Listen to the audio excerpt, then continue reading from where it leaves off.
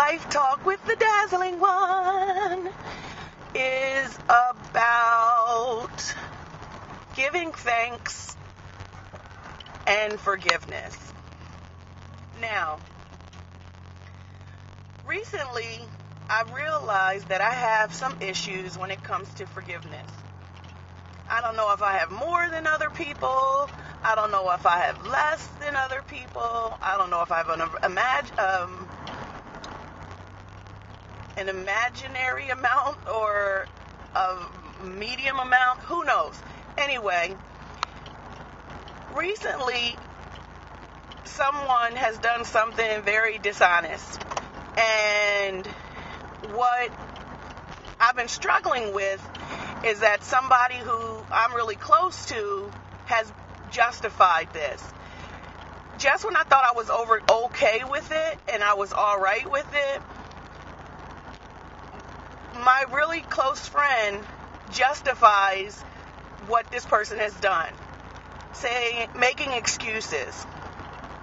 So when I had forgiven this person, I had not forget, and I keep my eyes closely watching, what I found is that I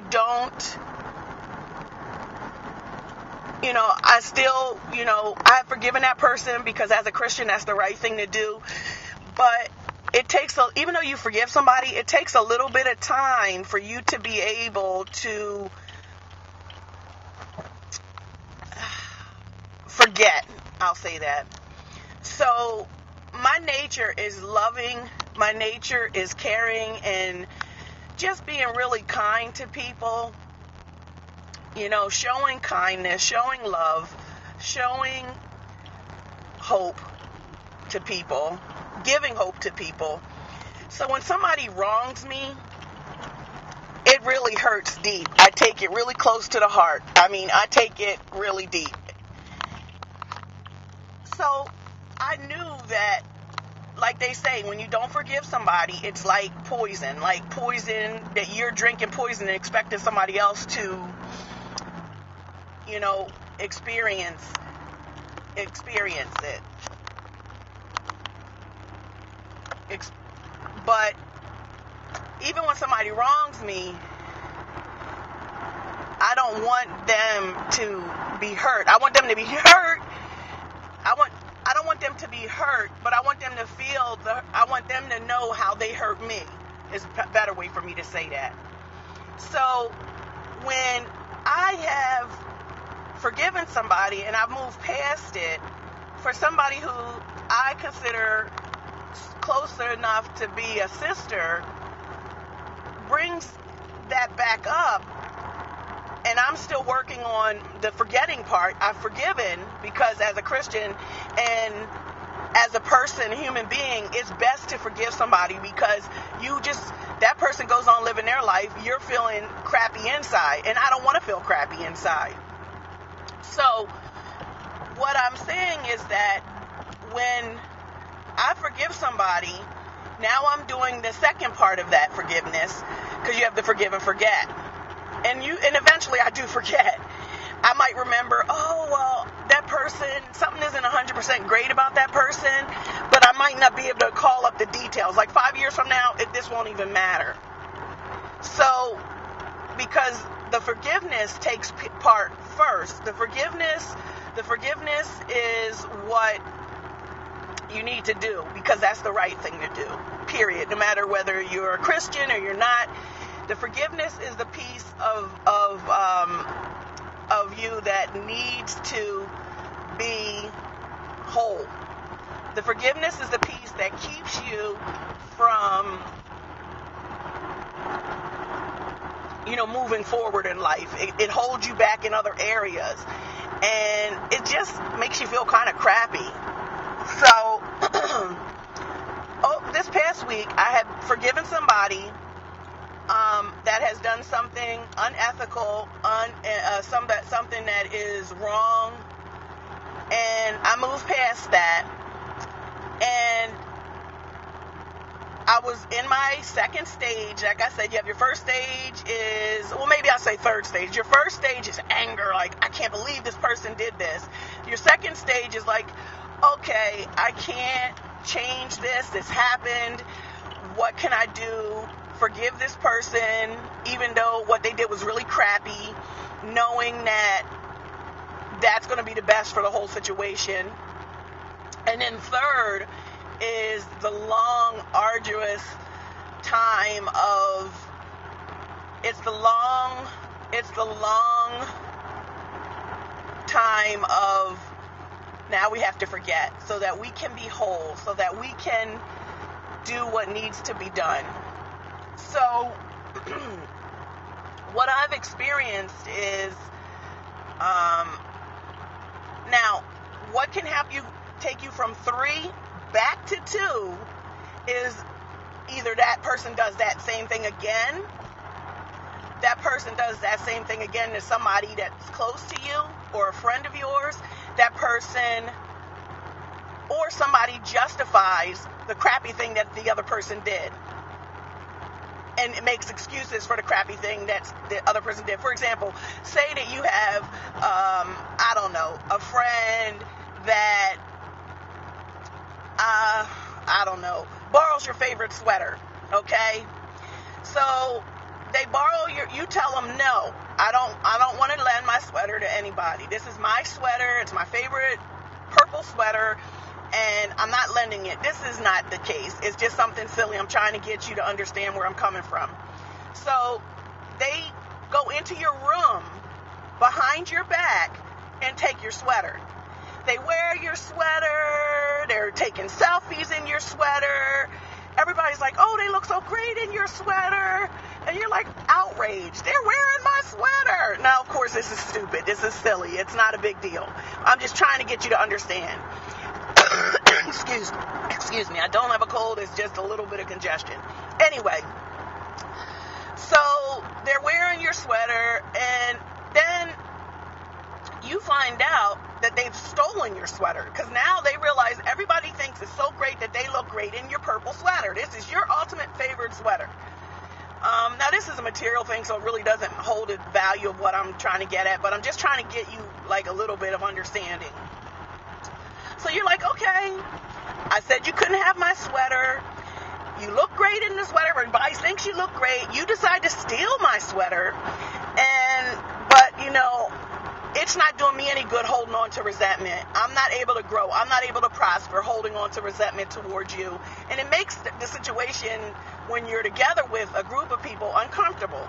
So I'm going to take the bigger step, and it doesn't make me mean I'm better. I'm just going to take the bigger step and move out and be like, okay, I'm forgiving you. I've went to you. I've forgiven you for stealing my sweater. I've forgiven you for taking the selfies and for not giving me my sweater back. So now I'm into part 3. Part 3 is I've forgiven you. I don't ever trust you. I won't trust you because that's just not logical. That's not a logical step. But I forgive you. And I'm in the process now. And this could take months. It could take years. It could take, few days. Who knows? Everybody's different. Every situation is different. Every level is different. So you're plugging along, still in the back of your mind. I don't trust this person. I know that they do things that are not ethical. And so then one of your really, really close friends says, you know what? You weren't really wearing that purple sweater so much, even though it was in your closet. And this other person decided to take it.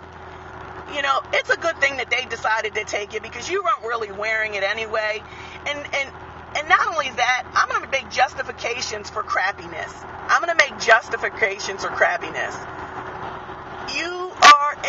You become outraged. You're like, are you frigging kidding me? Are you kidding me? Look in my eyes. Are you kidding me?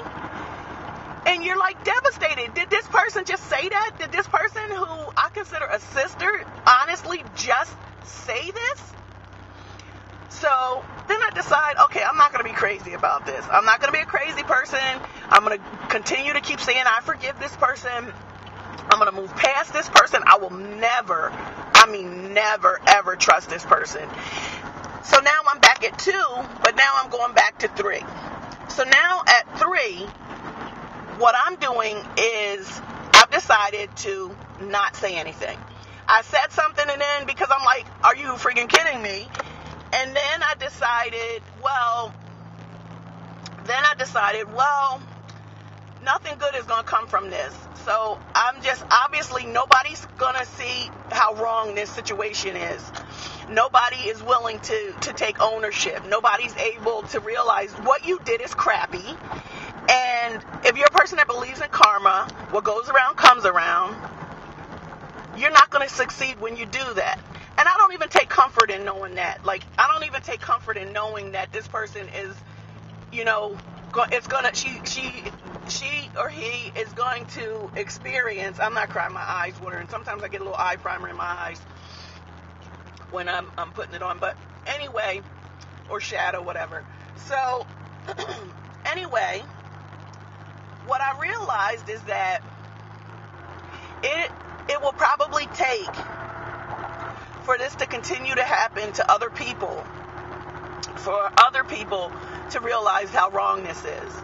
And when that happens, which it will happen because this is the way this person seems to operate, I'm not a type of person that's like, oh, I told you so, When this happens, I've decided that I will just keep my mouth shut. Hi, horsey. Hello. And for the betterment of my mental health, for the love of Christ that shines through me every day, for the examples of the type of person I want to be for my children, for my friends, for my family, I'm going to opt to step out of this. I'm going to choose not to take part in it.